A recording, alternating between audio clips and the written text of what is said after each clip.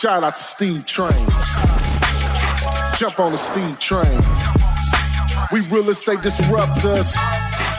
Hey everybody, thank you for joining us for today's episode of Real Estate Disruptors. Today we've got David Olds with ezREI. David flew in from Chattanooga, Tennessee to talk about how he bought $7 million in real estate with just $10,000. Yeah. Now, I'm on a mission to create 100 millionaires. The information on the show alone is enough to help you become a millionaire in the next 5 to 7 years. If you'll take consistent action, you will become one. We also know the fastest way to become a millionaire is to get good at sales.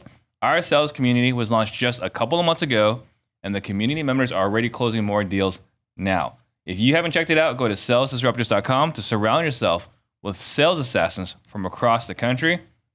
And this show is brought to you by our sister company, InvestorLift. Get access to 2 million cash buyers across the country. Go to investorlift.com, put in Disruptors to get 10% off. And if you get value today, please hit that subscribe button. That way we can all grow together. We don't charge for this show, so please, that's the cost to you. Just subscribe, please. And with that, let's go ahead and get into it. You ready? I'm ready. Let's do it. All right. A little nervous, a little excited. It's crazy. You are a very, very big name in the industry. So that is not true. Now you're making me blush. These red lights are covering up some of the blushing here. Yeah. All right. So first question is, what got you into real estate? Wow. Okay. So I actually grew up in Boston. Went to Catholic high school, went to University of Massachusetts. I'm not hearing that. You're not? I'm not hearing the Boston. Oh, no. So I've lived all over the country, so I've lost all of that. But if you want to talk to somebody from Boston, we'll talk about parking the car in Harvard Yard. I'll fall right back into it. That's what I was looking for. Yeah. No, I'm a little homogenized now because I've been all over the country. But So anyway, so I grew up, my dad, great guy, I spent my life as a kid, like doing additions on the house and fixing up and all of those things, right? Like my dad, I had like 2 hours of chores to do every day. Like it was very strict upbringing.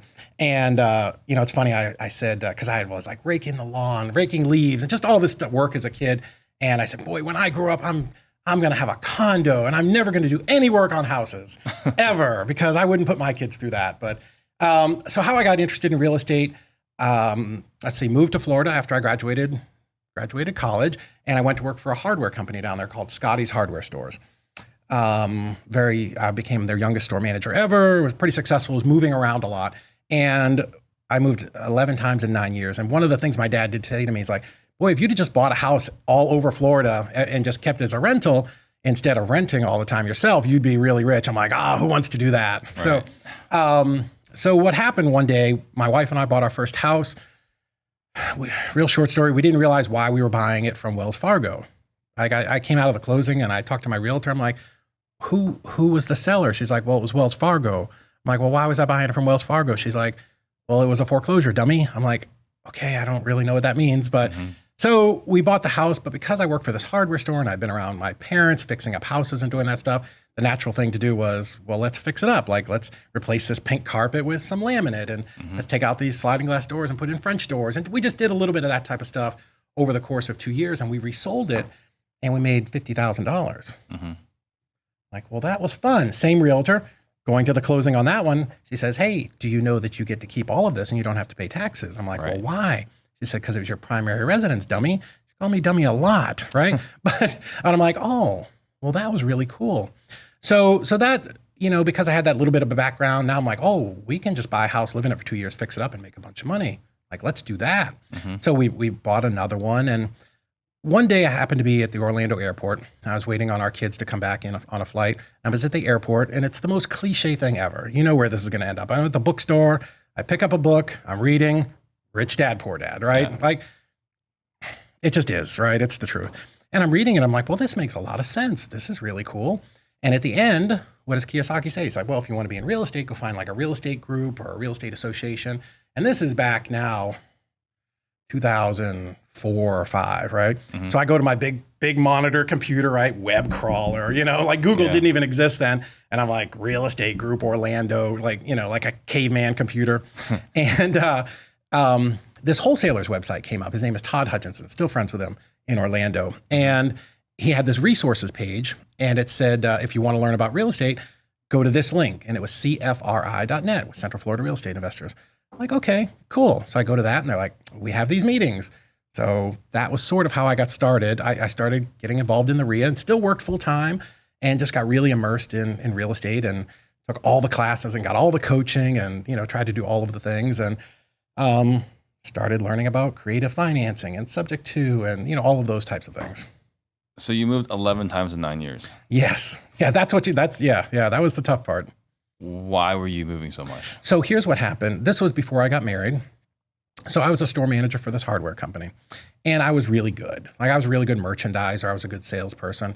And what happens when you're 25 and you work for a company like that, which is 177 stores at the time in Florida, every time they fire a manager, who are they going to move? They're not going to call Steve, who has a bunch of kids, right? And a wife and all of that stuff. Who do they call? The young guy who's single. The guy who with no responsibilities. Literally, I would get called on a Thursday and be on the other side of the state on Monday. So that was why, right? So I would be the guy who would go in and, fire those managers, hire new ones, get the store up and running. You're the efficiency expert. Well, yes, turns out. So that just kept happening over and over and over again. I'm like, I need to get married to stop this. Like, this is defense mechanism. That's right. So the good part was I got a raise every time. So I was making a lot of money and it was really great. But yeah, it gets tiresome after a while. So you make $50K on your first one, tax-free, because it's a primary residence for 2 years. Yep. And you're like, this is cool. It's really cool. Yeah. And you bought another house with the intent to do it again. Yes. Yeah. And in that time, you picked up Rich Dad Poor Dad. Yeah, we were in the middle of that second one when I picked it up. Okay. Yeah. And so you go to this Real Estate Investor Association. Yeah. Todd Hutchinson, that name really rings a bell. I think he's done some pretty big things. He used to own I Buy Houses or something like that, and he had it. I think he sold territories and stuff. Yeah, he's a really smart guy. So he's a bigger name at that time. Yeah, was he that same? Like, did his reach grow from that time, or I don't think so. So he was already kind of like out there. He was just a local guy, to Orlando. Okay, and so you joined this meetup. Yep. And then it sounds like you bought every coaching program under the sun. Pretty much. As many as I could. And I would volunteer to check people off as they came in to be able to sit there as an attendee. Like I did everything I could to be immersed in real estate. You went all in. 100%. How was that experience? So on a couple of different levels, good and bad. Good because I was learning a lot of things. I was reading a lot of books, back in those days, right? Because I'm the old guy now, right, in real estate. Look, I get it. Sometimes I'll just say, in the before time. In the before time, before Facebook times, right? Before Sean Terry is kind of how I describe it. Yeah, right. So you'll remember this. You're almost as old as me, but like back then, like real estate education, there was one guy on YouTube. It was Ty Taylor, the Flip Man. That was it. I've watched all of his videos countless times. And then there was a Wednesday night webinar. Tim Mai, Preston Ely, those guys, Than Merrill. There would be a webinar on Wednesday. It would be a bunch of content. And then, of course, they're selling you something at the end, which is upsell. Fine, perfect. But I was just trying to absorb as much as I could back then. So the good side, learning a lot of stuff. Still incredibly shy. The guy in the back of the room, afraid to talk to anybody. You were afraid to talk to people. Dude, I'm going to tell you a story in 1 second. Okay, let me get through this one. But yes. Was the bad part was that I still worked a full-time job, 40, 50, 60 hours a week, a lot. Had a great job. But you work 40, 50 hours a week, and then you're consumed for another 20 hours. There's something that gets squeezed out there, right? Yeah. And thank God that I'm blessed enough to have an understanding wife who believed in what we were doing and, my 2 boys. But yeah, there were times where I was the guy in the third bedroom doing real estate, trying to figure it out at night and not being the greatest dad. So we were talking earlier about, personalities and needing therapy, which I think most investors probably do, but there was no balance, right? Yeah. I was fully committed to growing up a business. And I didn't even know what that meant at that time, but I knew something was going to happen. Sure. So going back to signing up for every single program. Yeah. What percentage of those programs did you execute? I was pretty consistent. So 70%, right? And And what it was, it was a weekend course on land trusts, right? So of course we do land trusts. It was, a coaching program, learn to do subject to, mentoring to do wholesaling, all of those types of things. So I hear a lot, people like, oh, these courses they're junk, they don't work. No, all the courses work. Like, unless it's real trash, right? But the vast majority of all the courses work, just typically the person doesn't do the work. I only bring it up because like right now, for a person that's listening to this show, you might be considering, my sales training. Yeah, dude, which I've only heard great things from it. I know you just had a big event like last weekend, right? Last weekend, yeah. Yeah, packed it out. Right, so they're looking at my sales training. Yeah. They're looking at Brent Daniels. Dude, I'm an original TTP guy. TTP guy. Love it. Right?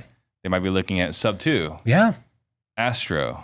Right? There's Ryan Zolan with Agent Investors. Yeah. There's Chris Jefferson with Start Flipping Deals. God, Chris has been around since I started. Brewer with Brewer Method. RJ Basic Titanium. Right? Like that's 8 different programs that we kind of talk about periodically on the show. Yeah.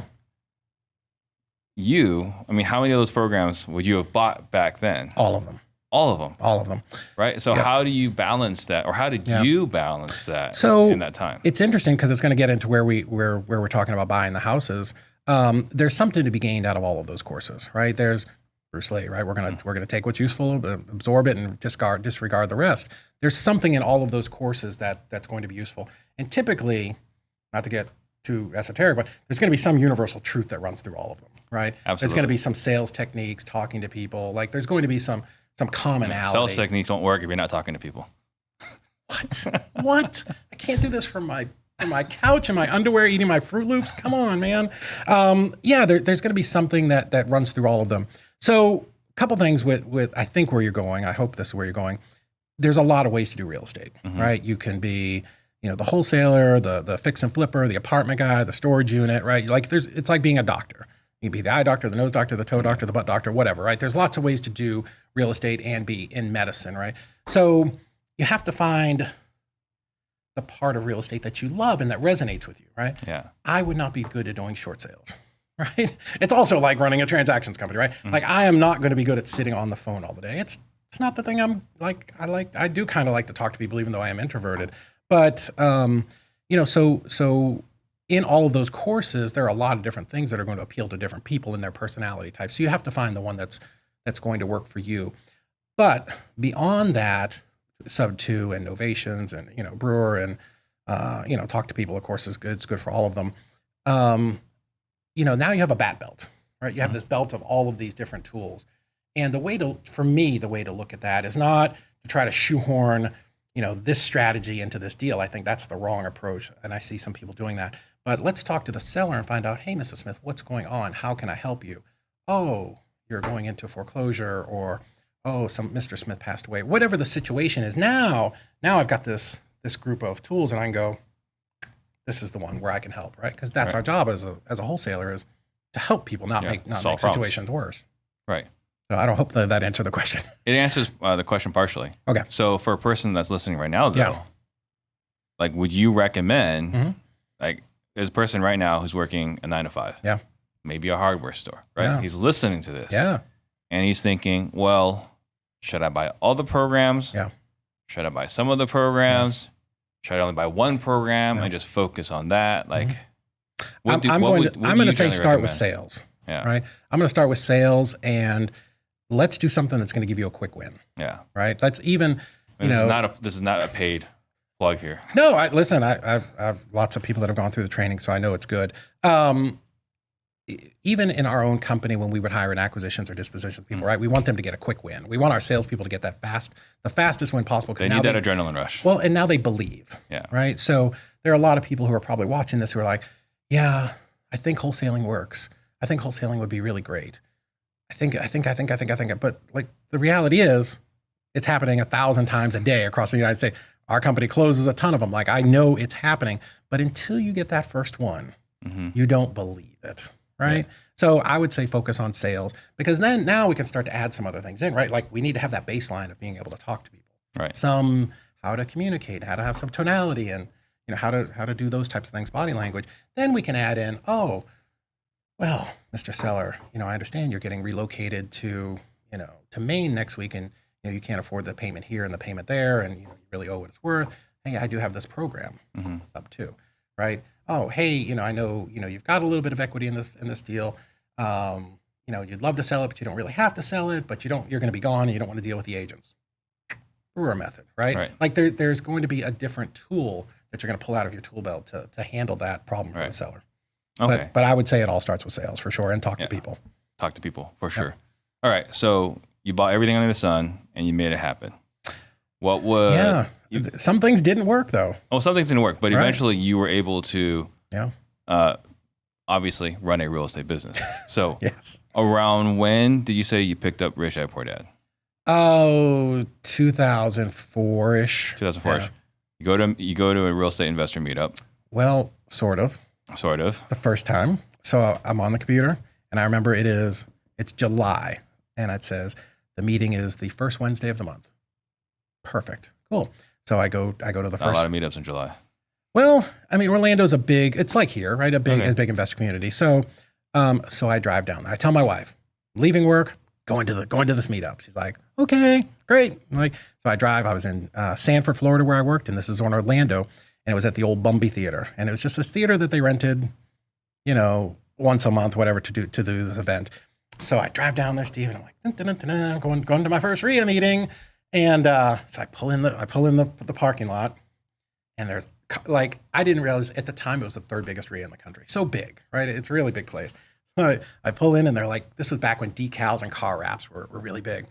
So there's I buy houses, the Inspectigator, hard money, soft money, easy money, 401k, SDRI, whatever. And I'm driving through and I'm looking for a spot and I'm looking for a spot and I'm looking for a spot and drive out the other side and go home. And I could count on the times on one hand where I've lied to my wife and she's like, how'd it go? I'm like, couldn't find it. Couldn't find it because I got scared. I just got scared. You were intimidated. I was so intimidated. I'm like, I don't have any reason to be here. I don't belong here. I don't deserve this. I don't deserve this. I shouldn't even go. I can't even go in the building. I'm paralyzed. Could not get out of the car. So now I remember the reason I remember that's July is because I didn't go in August. September is my birthday, and now I'm pissed. Just you've been just so mad with yourself. You're just like gripping the wheel. Your fingernails are digging into the palms of your hand. And I'm like, I cannot believe I went all the way down there and I didn't go in. So now I go down like white knuckled, right? I'm like, I'm going into this thing. So I drive down there, I park as fast as I can. I go up to the door and I pay my $20 and that was my first time going in. So, but literally. How many trips? It took me 2 trips. I got it on the second one. But I did go in and, I walked in and they had like an event, tables with people giving stuff away. And I didn't know what to do. So I got a bag like everybody else and started throwing pens and papers and all that stuff in. And I went into this theater and there's a couple hundred people and I just sat in the far back left-hand corner, took my paper out and I'm like, okay, I'm going to take notes. Yeah. I'm going to learn something. Okay. But you took action. I did. It was hard. It was scary. I remember that feeling 20 years ago as clear as day. So because you still had a full-time job. Still a full-time job. What were the steps, right, to get you from attending this live meetup to doing your first deal? I paid for private coaching, small group coaching, with this guy, John. I cannot remember his last name. But we literally went to his house once a week and it was small group coaching, talking to people and, how to do a subject to deal. Mm-hmm. And he taught us all kinds of cool stuff, like how to, instead of putting money down, how to do a promissory note and just all kinds of just wacky ways to do it. But not only that, I bought a course. There's this great guy named Chris Kirshner, who's not in real estate anymore, but wrote probably the greatest course that I've ever read called Real Estate Autopilot. That was very foundational for me. So yeah, between those two things, we started doing some marketing and getting some calls and, and that was its own scare. Like every stage is so scary. It was incredibly intimidating. So tell me about your first deal. Okay. So I have a job, right? Like who's going to take calls, right? I'm going to send out these postcards. And at the time, so here's another course that I bought, Marco Rubel's Foreclosure Riches or something. And he had this course where you would upload your list of people and it would mail merge it. Very high tech, right? Obviously my wife's the brains of the operation. She did that. And it would print out these letters and you would put them in the envelope. It would actually barcode them so you could, If it came back, you could scan it and skip trace them. Very, very, very revolutionary at the time. Yeah. So I had his course. I bought a lot of courses, man. And then I also subscribed to Foreclosures Daily out of Florida. So what was happening, and this is a different time, right? This is now we're, maybe 5, 6, 7. Like there's a lot of foreclosures. Everybody's like talking about foreclosures, and we're going to buy them sub 2 and all of that. Nobody knew what was coming, but that's where we were at the time. So subscribing to Foreclosures Daily every night at 10 o'clock for whatever counties you subscribe to, your list is now online. They literally had somebody who went to the courthouse every single day in all the counties, and they would upload this information. My wife would go in there at 10 p.m., download the list, put it into Marco Rebel's Profit Finder, spit out the letters. She would lick them, stamp them, but like she did that part, and I would drop them at the post office on the way to work. So good and bad. We were very quick. We were very proactive. The bad news is sometimes our letters got there before the list pendants, and that created some interesting calls. But it is. But what were some interesting calls? My house isn't in foreclosure. I don't know why you're sending me this. I'm like, oh, so sorry. That's probably our mistake. Have you ever thought about selling? Have you thought about selling? So, another thing that they talked about at the REIA was a call center that would take your calls, because that's what REIAs do, right? They're here to provide solutions and answers. And at the time, that was the only place you got education. We did not have real estate disruptors to do this, right? None of this existed. So they talked about this company called Voice Connect out of Atlanta, and similar to Pat Live. They'll answer, they'll do whatever script you want. Awesome. So I'm running all of my calls to them. That's the phone number. They pick it up and they're like, hey, thank you for calling Bay State Investments. That was our company at the time. Do you have a house that you'd like to sell? And they would ask a bunch of questions. So literally, I remember coming home and I had 3 leads that day. 3 leads. So it's 7 o'clock at night, and I'm sitting there and I'm looking out the glass at the pool, and I remember this, a wood grain table, and I printed off 3 leads. And I sat there, Steve, and I'm like, I start comping. And I'm like, oh, I don't know. This one's not going to be good. This one's probably never going to sell to me, right? You know what's happening, right? Yeah. This defense mechanism in my brain, I'm like, you're talking yourself I'm out of talking action. myself right out of it. And then, this one, that's stupid. That's a bad area. Like I'm doing all of these things. And then in the back of my mind, I remember this conversation when I worked in Vero Beach, Florida as an assistant manager way back in the day. I shared an office with a corporate recruiter. This guy's name was Leo. And he told me this story about when he was a young buck. Like he was like 70, 60 at the time. So poor guy's probably not alive now, but he's like, my boss told me, pick up that phone and laden with profanity, and never put that phone down. If he ever saw me put that phone down, he was going to duct tape it to the side of my head. He's like, all I want to see you doing is dialing. Right. So that's one of those things that stuck in my head. And I'm like, oh, I just got to pick up the phone and just do this. Right. I just got to do this. And no matter what course you take or who you talk to, they're like, you got to work through that initial fear, right? You have to, do that. So like, I just would just pick up the phone and start calling. So the first sub 2 deal that I bought, that wasn't a house that we bought to fix up and live in and all of that, 930 Tappan Circle in Orange City, Florida, right? So I go to this house, and this guy and his wife had inherited the house from his dad, who had passed away. Cool. 2 mortgages on the house. So I'm using Chris Kirshner's autopilot. He's got this form, this amazing form, and the idea is you go to the house, you walk around. Hey, tell me what's going on. Okay, let's do this. Let's see what we can purchase your house for. So it starts at the top, ARV, right? And then it's got all these lines and rocket science at the time, man. So it's like, hey, so let's talk about, this is what we think the house is worth. Let's talk about the repairs, right? So, and then at the bottom is what do you owe? And then it says what's your equity, right? Because we're trying to shrink down to what the equity is, and then we're going to negotiate off of that. So here's the out-of-body experience. I'm nervous as the day is long. I remember exactly where I was standing in the kitchen. We're all on the counter, and I've got this paper. Now, before I went there, this software that we had, we pre-printed out with what it thought was acceptable and what you should make the offer. So I go there, and I've got all this in my head, but we've got a blank line. I'm like, okay, so what do you think for, do we need a new roof? No, we don't need a roof. Okay, but we need to paint, right? So what do you think it would cost to paint? And every number that I had in my head, he was shooting higher. Like, I know what he's doing, and he's just trying to be really helpful. But if my number was going to be 5 and he's telling me 8, well, he's reducing his equity, you're right, all the way down the line. And then he's an electrician, I remember that. And there was this old shed out there. And I said, so what about the shed? He's like, oh man, you're definitely going to need to run power to that shed. I'm like, okay, like, what do you think that'll cost? Probably another $1,500. I'm like, okay. Like, I couldn't even spit the words out. So like, I'm like, it's every part of me is, I'm trying not to shake, and they're giving me this number. So whatever it was, that we had the the ARV, all the repairs, then the mortgage balance, and it was maybe 20,000. I don't know, whatever the number was. And I said, okay. But now he's messed up all, like, I was ready to make an offer right then, but now I'm all kaboggled out, right? Like, I don't even know, I'm nervous. Like, here's what I'm gonna do. I think his name was Joe. I said, Joe, let me do this. Let me go out and call my partner, and I'm not sure we can make this work, but let me go out and call my partner and see what we can do. Is that cool? Do you have just a minute? Okay. So I go out to the car, close the door, turn it on. I call my wife. She's like, how's it going? I'm like, I don't know. Really different. It's not what I expected. It's not what they told me on the CD at all. She's like, what do you mean? Like, he gave me higher numbers. I don't know what to do. She's like, well, just fix it, dummy. I'm like, okay. So I'm like, okay. So I think I've got it figured out. So I hop out of the car and I walk back into the driveway. And here's the way that they made the offers.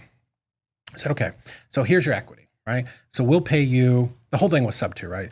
So I'll pay you this much for the house in cash, right? Well, that doesn't cover the mortgage. Okay, so we know that's out. Second offer might be a little bit of money down, a couple $1,000s.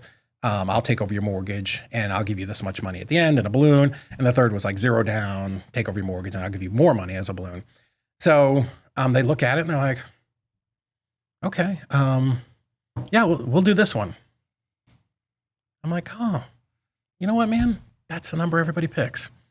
I didn't even know what I was doing, right? But I'm anchoring them to I didn't even know. But I'm like, oh man, you know what? Number 2, that's what everybody picks. It's really crazy. Yeah. And they're like, yeah, okay. Do you have a contract we can sign? I'm like, yes, I do. Hold on, let me go back to the car. Back in those days, we had to carry around like these briefcases with every possible contract that you could ever have, right? Because no iPads. So we did it. We signed the contract. I did no deposit, or I did a deposit, but as a promissory note, because that's what my guy taught me to do. They didn't care. Like, it was the craziest thing ever. Yeah. Like, the whole part of it felt like an out-of-body experience. And like, I just left there like, it worked. The thing worked. They said, do the thing, and the thing worked. It was crazy. So that was my first one. That was your first one. Yeah. Now, my question for you. Yeah. Because you were saying, when you bought your REO from Wells Fargo, people had no idea what was happening. No. And then you guys started buying all these properties sub 2. Yeah. And then this little recession came along. This little thing. Yeah. How did that impact your business? It financially devastated us, right? So where were you guys at before the recession?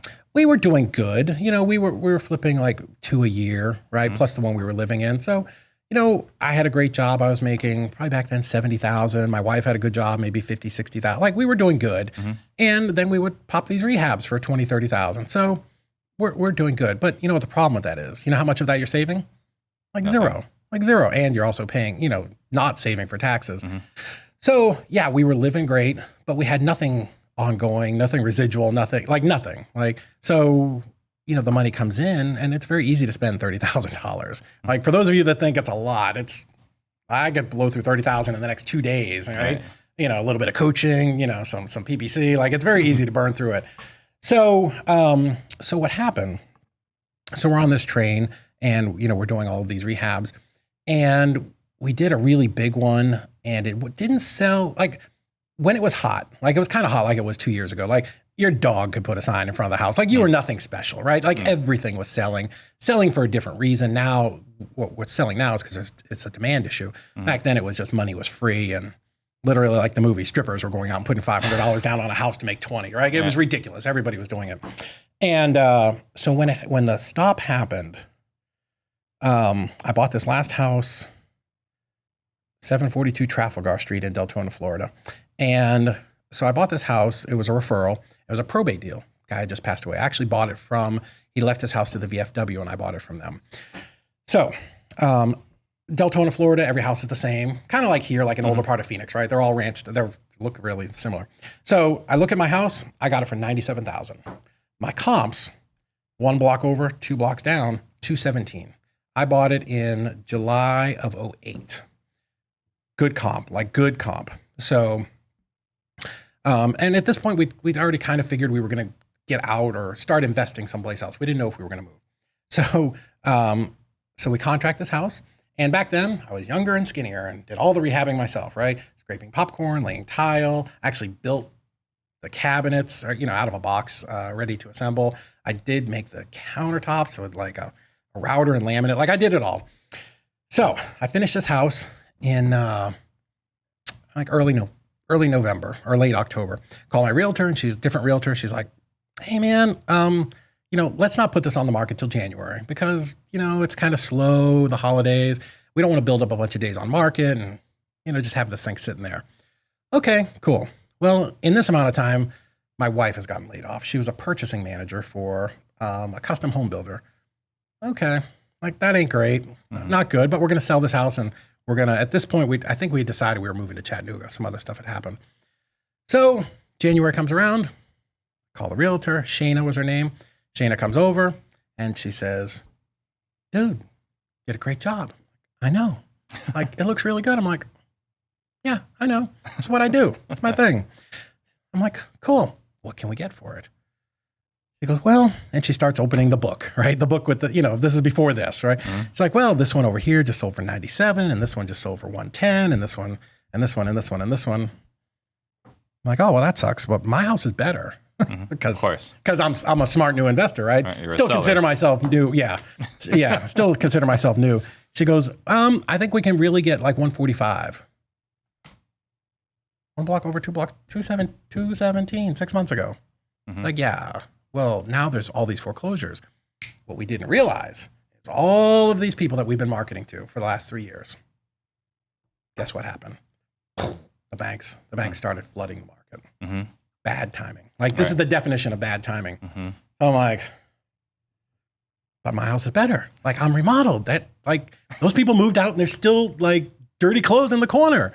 She's like, yeah, it doesn't matter. I'm like, but my house is better. Don't you understand? She's like, what do you want to do, man? I'm like, 155. Mm-hmm. Dude, I thought I was being the most magnanimous SOB that's ever walked the earth. Like I'm thinking I'm giving somebody just a $50,000 steal. She's like, okay, because she's a listing agent. What does she care? Sign in the yard. She's like, I'm out. So it's January, no calls, like not even a call. And I feel like I'm a good like client. I don't burn you up every day. Maybe once every 2 weeks we're talking, but like I know my job is running out. Like I was a salesperson for 84 Lumber. The recession hit, people stopped building. Like my days were coming. So at the end of the first month, I'm like, hey, what should we do? She's like, I don't know, man, what do you want to do? Do you want to sell it? I'm like, yeah. She's like, you're going to have to drop the price. I'm like, 147.5. She's like, okay. I'm like, but you said 145. She's like, well, that was last month. I'm like, what is it this month? She's like, 130 something. I'm like, 147.5. Again, like still, they haven't broken me yet, right? Like optimism still reigns supreme. Mm-hmm. So another month, there's a couple of calls at least, but no showings. So at the end of that month, I'm like, all right, like I gotta move. Like I gotta go. Like now we've bought 2 houses sub 2 in Chattanooga. Like we know we're moving. And she's like, you gotta drop it again. I'm like, to what? She's like, maybe like 119. 217. Like what are we talking about here? And here's the analogy I want to give you. Like to picture what happens in a real falling market, which drove me crazy this last year when people are like, we're in a recession. We are not in a recession. Let me just tell you, it's a fat kid chasing a tennis ball down the hill, right? That price is dropping so fast, you can't catch it. The fat kid is like, like sooner or later, you're the ball rolling next to the ball, right? Like you can't catch it in a falling market. It's like trying to catch knives. Mm-hmm. You can't get in front of, you have to take such a drastic price cut to get in front of it, to get to where you're going to be appealing. And this is what I did. I chase. So finally, now I'm like, all right, Davey boy, there's got to be an answer here. Well, you know how to sell houses. You've been to a million real estate things. You've got a course on how to sell your house in 7 days, right? Which was a course. So what did I do? Went back to what I do. I went out and got bandit signs. And I went and put signs all over town, said, Deltona, 3-bedroom, 2-bath, owner will finance with $5,000 down. Because time's up. Like my job is over. Like I've got to move, or like it had to happen. So I did end up finding a lease option buyer who gave us $5,000. And we literally packed up our stuff. That was the only by this point, that was only $5,000 that we had left. Mm-hmm. That was it. Really? Yeah. So you've all seen those memes of burning the boats, like we're going to burn the boats and take the shore so there's no retreat. That sounds awesome. And people, when I tell this story, they're like, oh, it's so empowering. It's so awesome. No, it was dumb. It was dumb. I moved to a city where I didn't know anybody to do real estate with a wife, 2 boys, and 3 fat dogs, and knew nobody with $5,000. It was the most irresponsible thing ever. Yeah. Like, surely I could have just kept the house and found another job. But then we were in Chattanooga, and that's, things change up there. So then when did you start your whole, acquiring properties? Yeah. Was that like when you went to Chattanooga? Yeah. Yeah. Because basically everything, we had just flipped some houses in Orlando. And interestingly, out of all those courses and boot camps I took a week-long course with this guy's name is Jason Rodriguez. He's out of New Jersey now. But so it was a whole week-long course on how to wholesale. I'm like, I can do this, right? So they teach bandit signs, right? So I bought bandit signs and I bought the postcards, different color postcards for different, whatever. So I go out and I try to do wholesaling, and like I was supposed to put a sign at every intersection, but because I'm so smart, I put 8 at every 2, like every up and down 1792 from DeLand to like Orlando, and like my wife and I were out all night long and putting out these dopey signs, and like I get home, get to sleep like 9 o'clock in the morning. Hi, this is Sergeant Joe, whatever. Dude, what are you doing? I'm like, I was trying to buy some houses. Come get these signs. So the funny story was, I had to go pick them up. Twice in my life I've had to do that. It's the most humiliating thing ever. But I tried wholesaling in Orlando, and it didn't work. It didn't work, right? Which is interesting now for a guy who's wholesaled 1,600 houses, right? But like I was that guy who tried it, and it just didn't work. I didn't work, right? I was making money. I didn't need it to work was really what the truth was. Yeah. So we moved to Chattanooga, and I had this fantasy like, because now I've read Rich Dad, and I've been around real estate. Like, I want to go there and buy apartment units and and duplexes and multifamilies, and like I want to level up like every investor, right? I want to go from the single family to the So go to Chattanooga, and again, let's get into the Wayback Machine. What's going on in June of 2009? Banks are taking properties back. They have zero interest in lending unless you have an 850 credit score. Yeah. Like they have no money to lend, right? Because debt to income or their lendability. So like that's out. I said, well, let's wholesale. Like we're going to figure this out. And got extremely focused, like you've never seen focused. Real estate was the first thing I thought about in the morning. I went out driving for dollars all day. I came back and brought my wife a list. My brother actually moved up there with me, so the 3 of us were doing this together.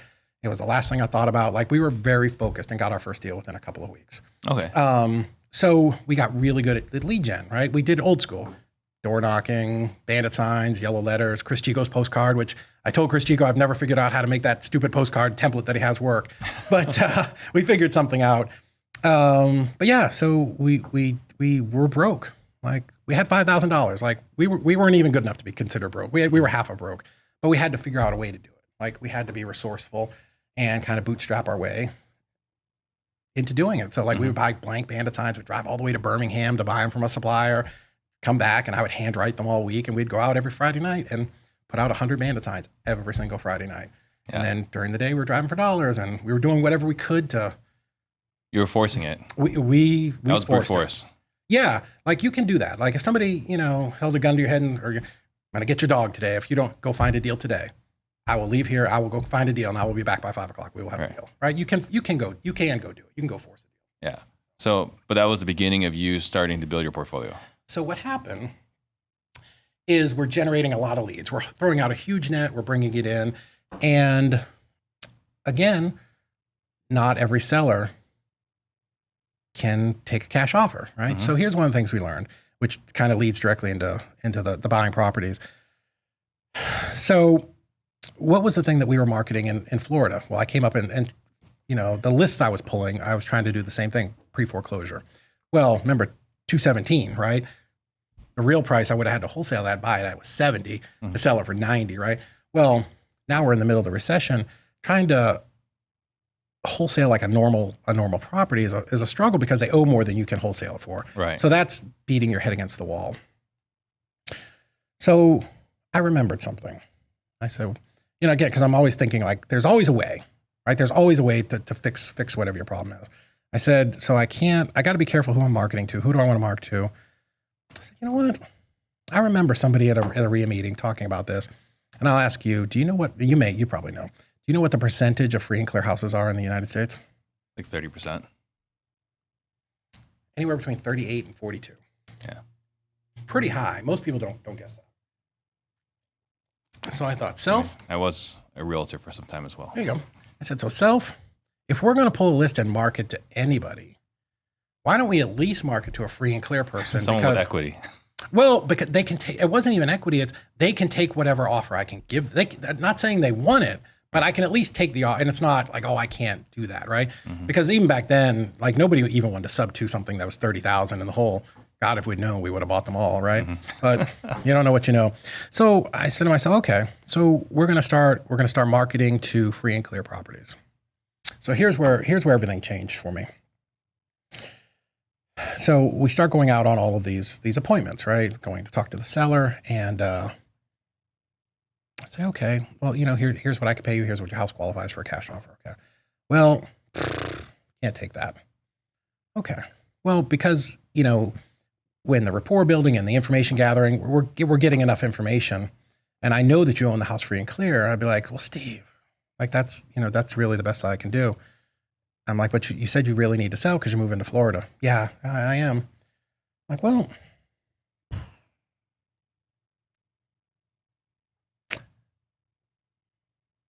me ask you a question. You need all the money at once? No. Well, man, I really prefer to buy these. Listen, I'd rather buy cash and be done with it, right? But I might have a way that we can make this work. If you don't need all the money at once, let me do this. Let me run back to my office. Let me work up a couple different ways that we can do this. Can I give you a call, or if you can follow me to the office and we can try to figure this out? But I know you said you really want to move, and your cat has psoriasis and you need to get to Florida. I think we might be able to work something out. Give me like an hour. Let me work some stuff up and I'll give you a call, or I can come back over. How's that sound? Cool? Great. So what happened was, on out of 10 calls, what's a good number? Getting one contract out of 10, right? 10 good leads. Yeah. Right? That's good. Well, what do you do with the other 9? You have to come up with a different strategy. You need a different strategy, right? Well, let's assume I'm calling 10 people who own free and clear. They may not, for whatever reason, they may not want my cash offer, right? Yeah. Sometimes it's pride, vanity, whatever, right? There's a lot of reasons why people do or don't take offers. But now I have something where I can pitch a second, now I get a second pitch. Yeah, second bite at the apple. Second bite, perfect, right? So, and the way I do it, like it's the running game in football. I want to slow down, right? Because when I teach it to people, the way I explain it is, this is all very easy for us. Like we can all talk in like very highball, like, oh, we're going to do right. We're going to wrap around and we're going to do all these different crazy things. But to your seller, this is the first time they've ever thought about it, right? Yeah. They only sell 2 or 3 houses in their lifetime. So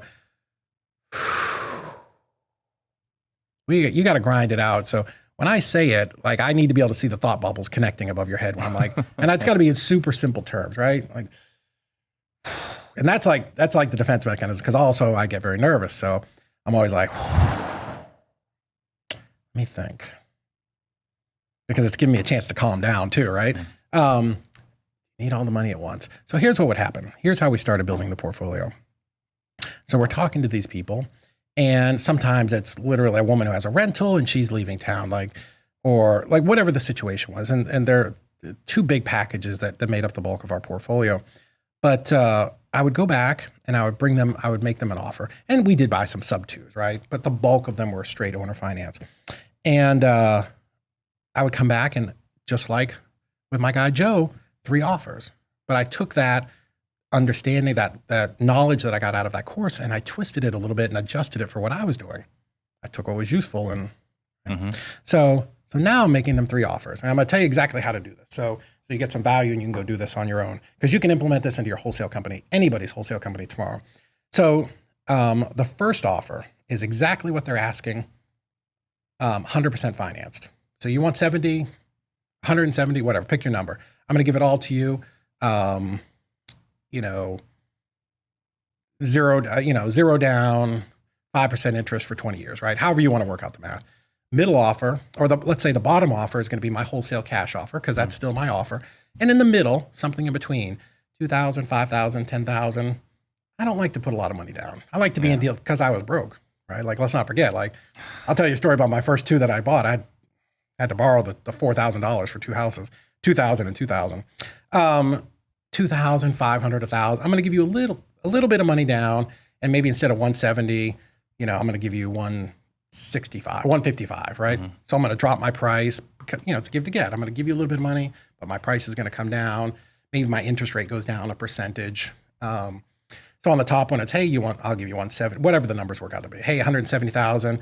Seller will finance the full purchase price to the buyer at 5% interest over 20 years for an approximate payment of, $1,200 for a total payout, $235,000 in bold, because that's what I want them to see. Yeah.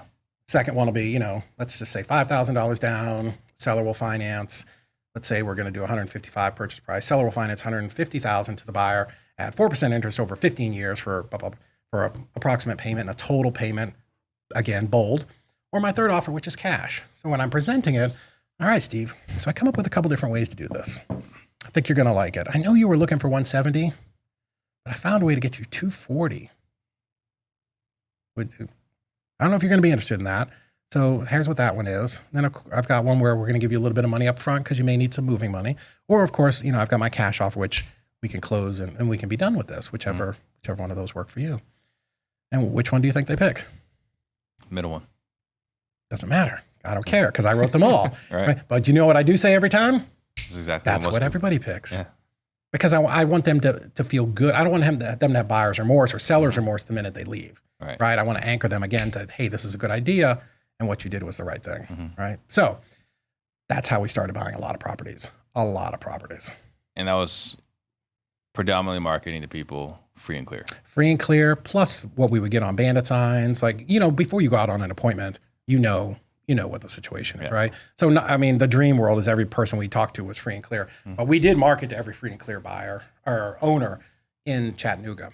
And here's what happens in sales. I'm sure you talk about this in your course. You got to get up to the plate every day and take swings. Yeah. Every single day. So one day I get this call. I got 2 calls like this in my career, 2 of them. I got this call and this guy says, hey, got your postcard. I want to sell. I've got 27 doors I want to sell.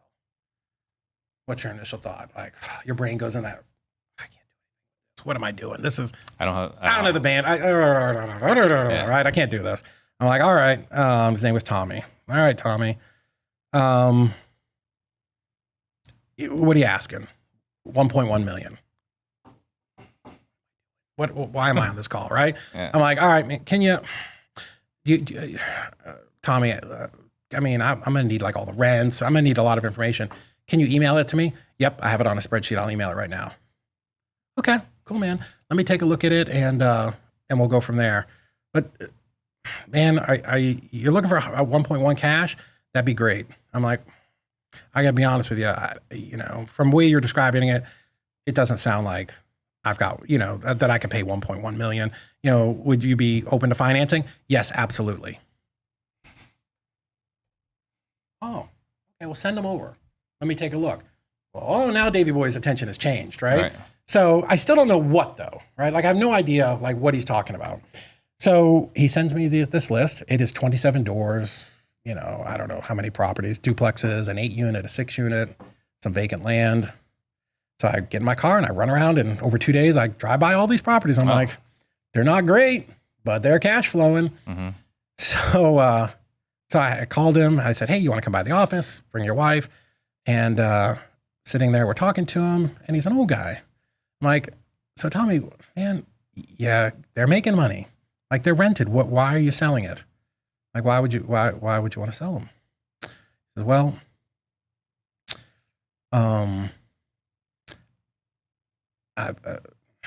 he said, I survived a bout with cancer, brain cancer.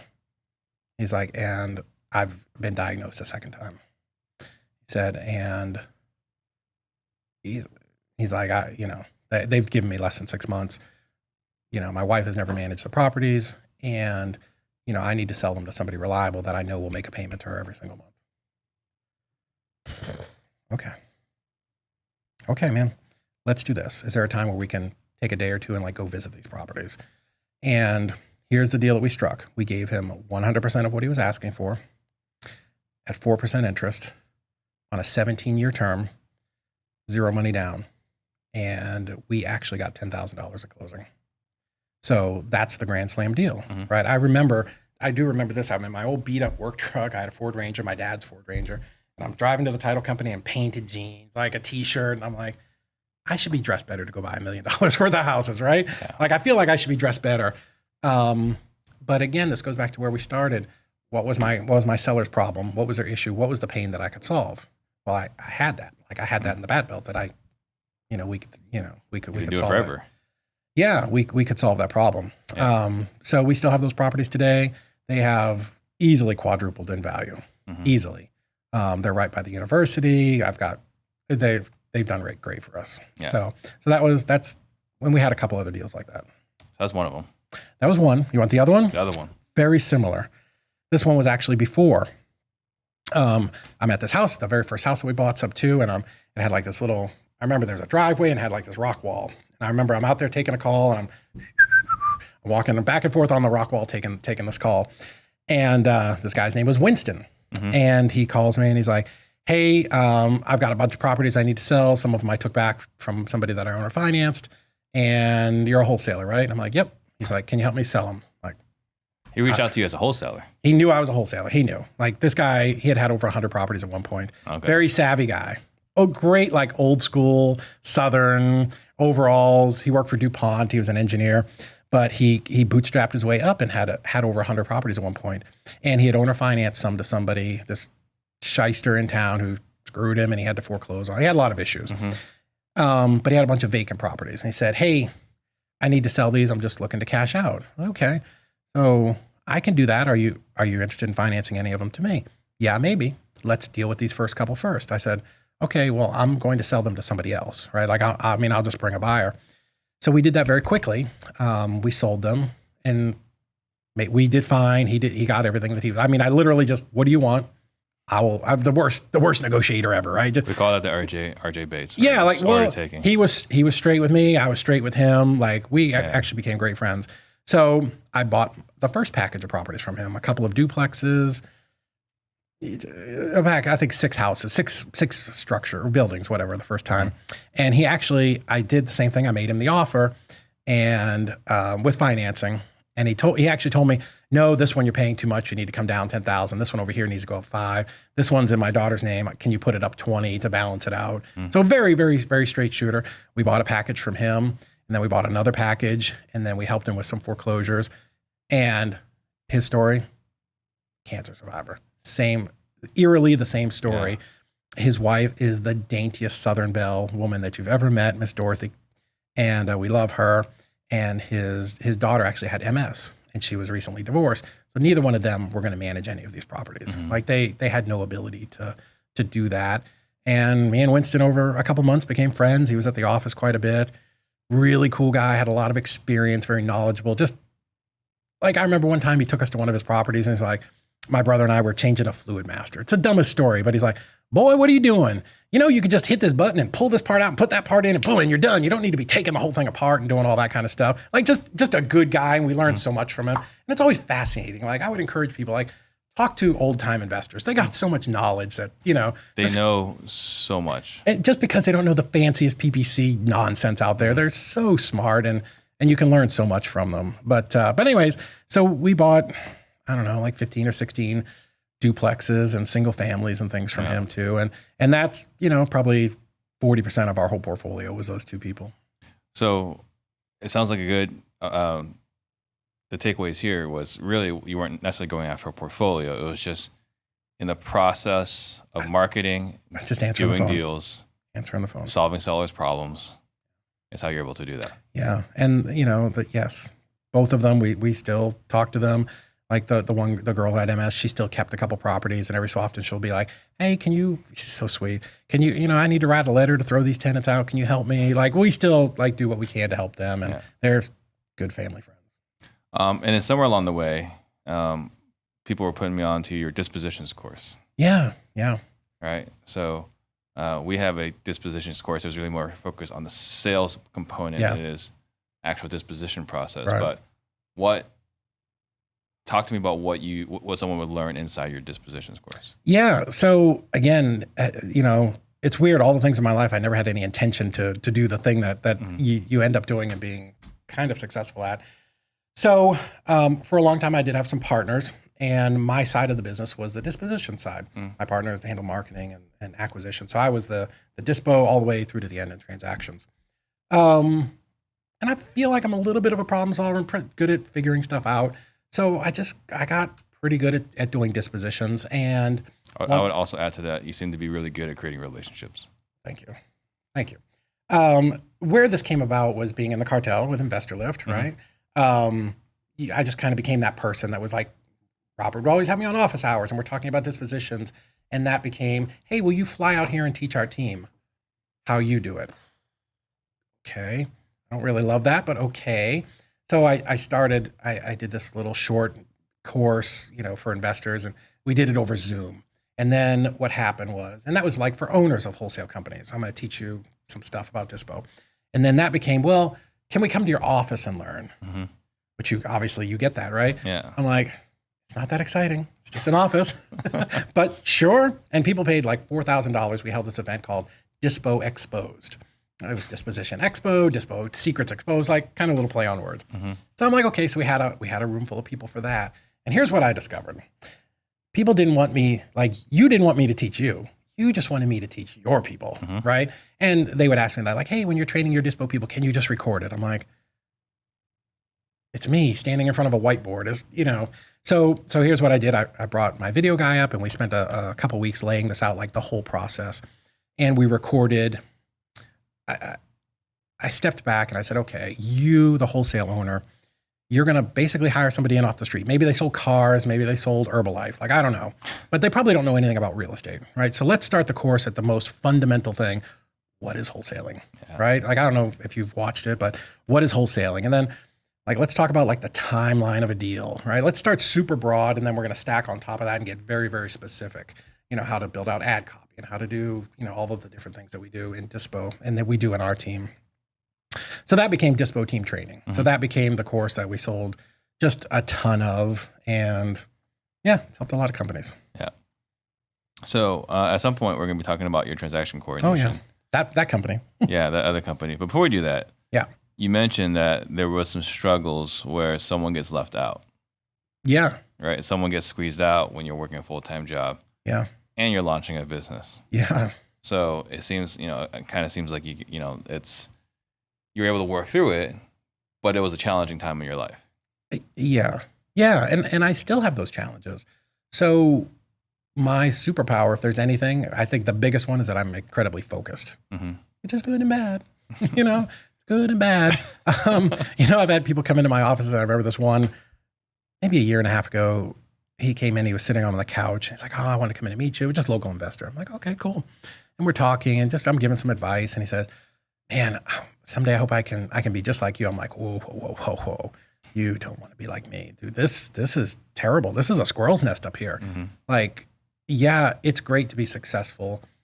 I don't think people oftentimes realize the sacrifice that it takes. Right. When we went back to when we were just starting, like when I say it was the only thing we did, it was the only thing we did. Like, my kids were with me. Thank God it was the summer. They thought it was cool to jump out of the back of the Jeep and run up and put a Post-it sign on a vacant house, right? Like, they thought it was cool to get out and put up a sign. My God, my kids, they're such banana heads at the time. I love them. But like, they were in for the journey, but like they were along, but like the journey was happening. And it didn't come without sacrifices. And at the time I made the excuse like, oh, I'm so focused on, like, I've got to build this thing, and I'm going to do, like, I'm building, grind. Well, hustle and grind. And you trick yourself, or I trick myself, like, oh, I'm doing it for them, which is cool. If my airplane doesn't make it home, they are good, right? Like, thank God they're good. But, you know, like I definitely have regrets over that. Like, you know, I missed some years where obviously I was there, but I didn't do all of the things that I wish I'd have done as a great dad. You know, things that like my dad was very focused, and like I can think of like 3 times and as a kid where we went outside and played ball, right? You're so dedicated to your kids because I see you post it all the time. Like I wasn't that kind of great dad. I mean, I was a good guy, good provider and all those things, but I don't think I did. It's painful to say, but yeah, I don't think I was the best dad, right? Well, the reason why I'm asking you to talk about this is because we see all the successes, right? Yeah. We have the best operators come on to this show. Yeah. We don't spend a lot of time talking about the sacrifice necessary. So like social media, everything just looks great, right? We got the cars, we got the watches, the Lambos, right? The vacations, right? But that's like the end product. Even then, even that end product might even be real, right? So that's a whole different conversation, right? But let's just talk about, you know, to get to where you are today. Yeah. David didn't pay the price. David's family paid the price. 100%. So let's talk about some of those lessons learned along the way, because you said you got some regrets. Yeah, and I don't know, you know, to say I would go back in time and do it different. I don't know that I had the skill set to do it. I don't know how I would have done it different. Maybe more time blocking. Like I don't know.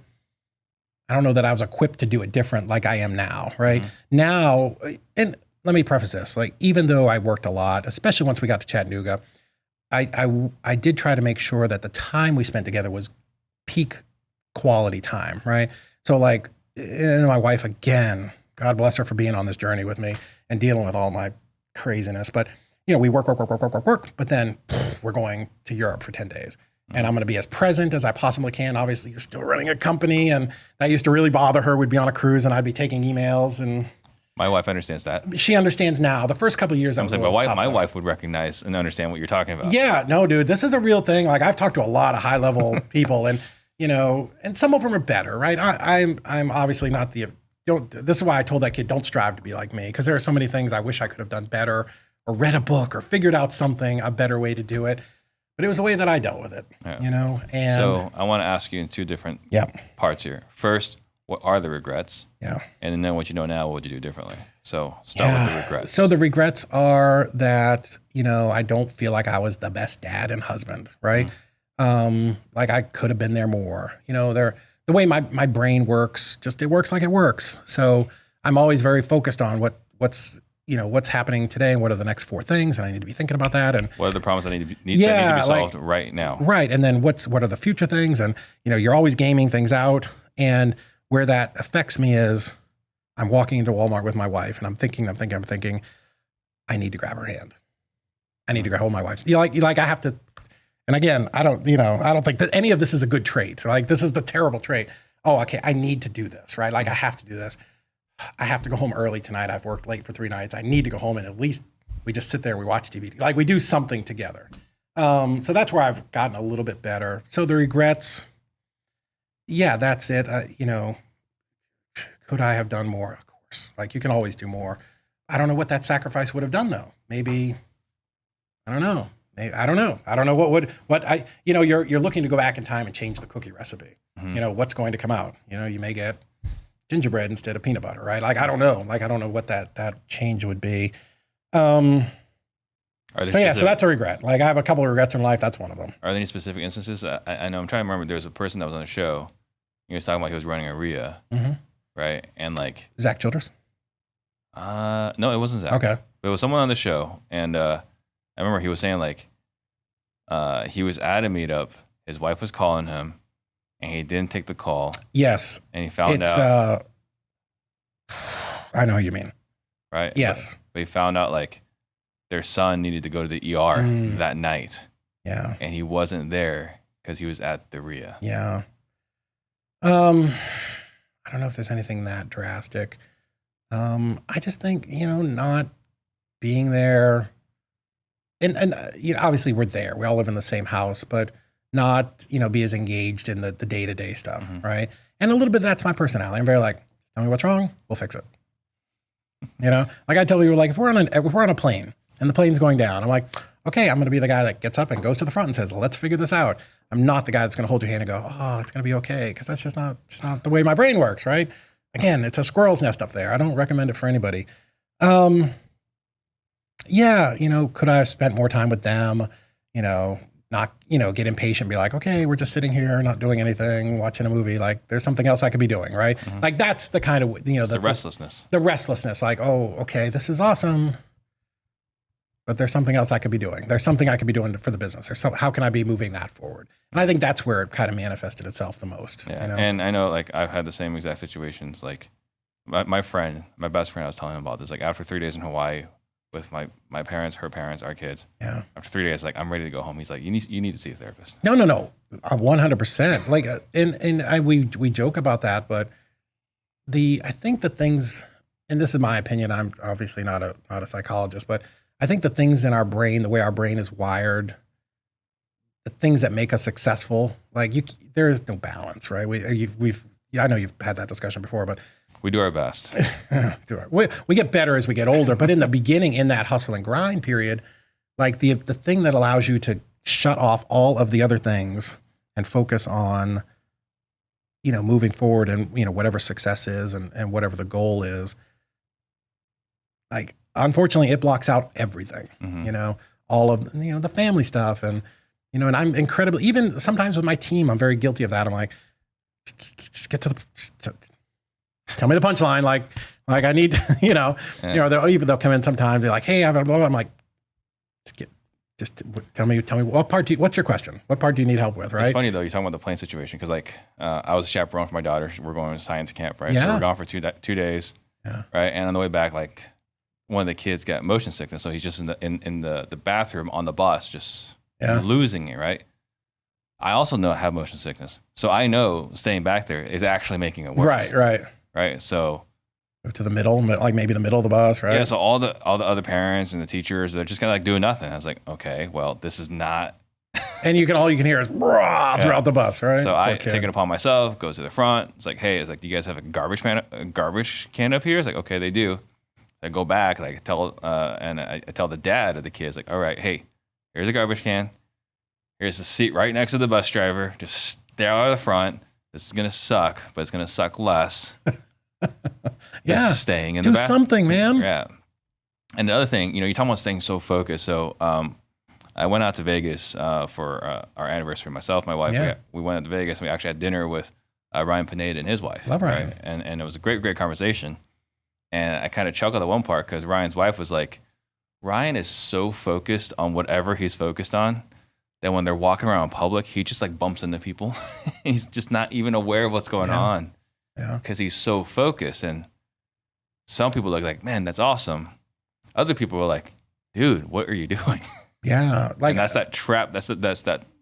Dude, for the last 2 weeks, I wake up like 3 times a night thinking about work. Like, I'll be like, oh, I need to write this down. I need to, I need to send myself an email, because it just doesn't shut off. Mm-hmm. It ain't healthy. It's not good. Like, I recognize it's not good, but it's the thing that got us where we are. And then somewhere along the way, you had this brilliant idea. Yeah. Let's start doing transaction coordinating for other people. Yeah. Of all the things, that doesn't sound terribly exciting for me personally. Sorry, no judgment. No, listen. Or a little bit of judgment, but not a ton of judgment. Yeah.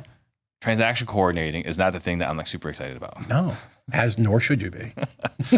So where did this idea come from? So as we were scaling up our, I think any idea or any business there's a lot of nuggets that kind of shoot into your brain. And then at some point they kind of all congregate and you're like, oh, I have this idea. I should do this. Well, so one of them was, as we scaled up our nationwide wholesaling company, we had a couple of coordinators. Well, first off, the struggle that I had, right? Let me just back up a little bit.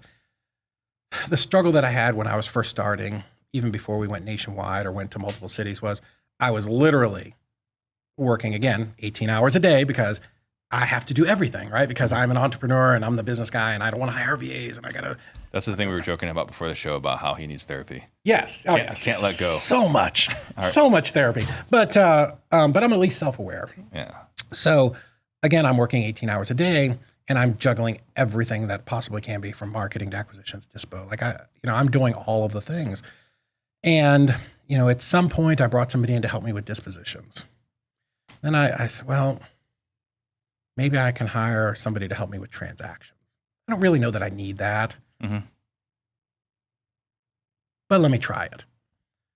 Well, so the first one wasn't great, but the second one I got was pretty good, and she's still with me.